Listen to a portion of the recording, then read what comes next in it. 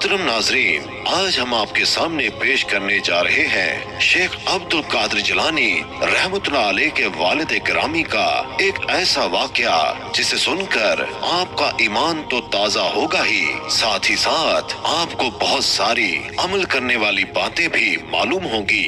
ये वाकया है सरकार गौसे आजम रहमतुल्लाह अलैह के वालिद गिरामी सैयद अबू सालेह मूसा जंगी दोस्त रहमतुल्लाह अलैह और एक सेब का। मेरी आपसे गुजारिश है कि इस वाक़ये को मुकम्मल तरीके से समझने के लिए इस वीडियो को एंड तक जरूर देखें। मोहतरम नाजरीन, हजरत सैयद अबू सालेह मूसा जंगी दोस्त रहमतुल्लाह अलैह आप सरकार गौसे आजम रहमतुल्लाह अलैह के वालिद मोहतरम हैं। जंगी दोस्त लक़ब होने की वजह ये है कि आप जंग को दोस्त रखते थे। आप अपने नफ्स से हमेशा जिहाद फरमाते थे और नफ्स कुशी को नफ्स को पाक रखने का जरिया समझते थे। आप बहुत ही कामिल वली और शरीयत के पैरोकार थे। आप रहमतुल्लाह अलैह दरिया के किनारे रहते थे। आप हमेशा अल्लाह ताला की इबादत में मशगूल रहते।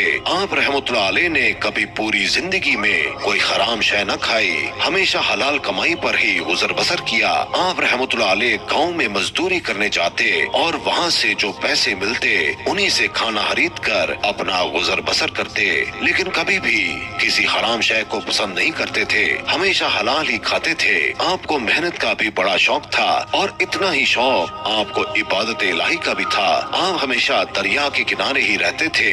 आपका यही मामूल था। एक दिन अचानक अल्लाह की मर्जी से आपकी तबीयत खराब हो गई और आप इतने कमजोर हो गए कि आप चलने से कासिर हो गए थे। यानी बीमारी की वजह से आपके अंदर इतनी भी कुव्वत नहीं थी कि आप मजदूरी पर जा सके। आपके पास पैसे भी खत्म हो चुके थे, इसलिए खाने के लिए कुछ न था। ये तो अल्लाह ताला की तरफ से इम्तिहान था।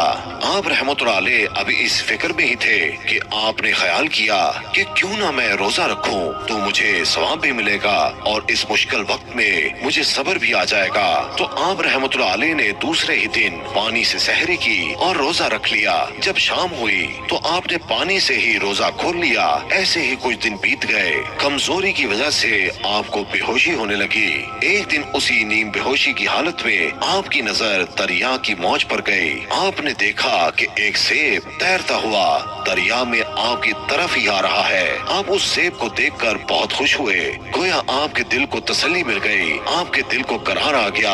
आपने अल्लाह ताला का शुक्र अदा किया। उस दिन भी आप रहमतुल्लाह अलैह रोजा से थे, तो आपने सोचा कि आज मैं रोजा इस सेब से ही खोलूंगा, अब मुझे करार मिल जाएगा और मेरी भूख भी मिट जाएगी। आप उस सेब का इंतजार किनारे पर बैठकर करने लगे। वो बहता बहता आपके पास आया। आपने उसे उठा लिया। जैसे ही इफ्तार का वक्त हुआ तो आपने वो सेब नोश फरमा लिया।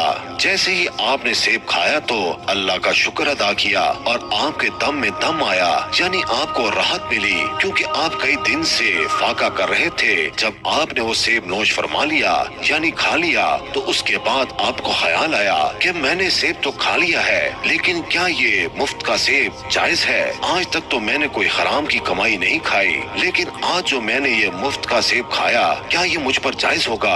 ये सोचकर वो बहुत परेशान हुए और आप रहमतुल्लाह अलैह ने सोचा कि जिस जगह से ये सेब आया है क्यों ना उस तरफ जाया जाए और जिस दरख्त से ये सेब गिरा है उस दरख्त के मालिक से माफी मांगी जाए। अगर इसका मालिक मुझे माफ कर देगा तो मेरा ये गुनाह धुल जाएगा।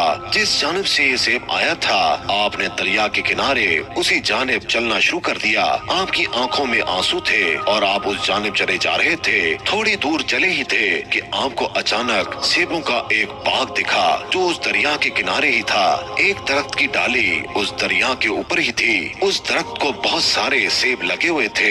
आपने ख्याल फरमाया कि हो न हो ये सेब इसी दरख्त का है जो गिरकर और दरिया में बहकर मुझ तक पहुंचा है।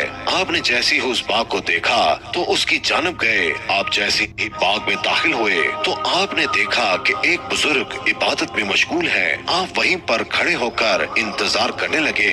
जैसे ही वो बुजुर्ग इबादत से फारिग हुए तो आप रहमतुल्लाह अलैह बहुत ही अदब से खड़े हो गए तो उन बुजुर्ग से फरमाया कि हुजूर, मुझसे एक बहुत बड़ा गुनाह हो गया है, मैं आपका कसूरवार हूँ, मुझे माफ कर दीजिए। उन बुजुर्ग ने कहा, तुमसे क्या गुनाह हो गया है और तुम मुझसे मुआफी क्यों मांग रहे हो? तो आप रहमतुल्लाह अलैह ने फरमाया कि हजरत, आपके बाग का एक सेब दरिया में बहता हुआ मुझ तक पहुँच गया और मैंने वो सेब खा लिया।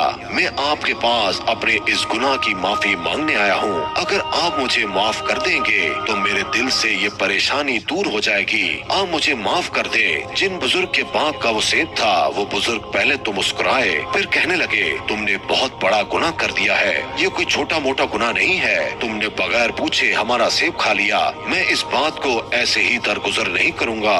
जो तुमने गलती की है, मैं उसकी तुम्हें सजा दूंगा। तो हजरत अबू सालेह रहमतुल्लाह अलैह फरमाने लगे कि आप जो सजा देंगे मुझे कबूल है। मैंने गुनाह किया है तो मैं सजा का भी हकदार हूँ। आप जो भी सजा देंगे मैं हंसी खुशी कबूल कर लूंगा।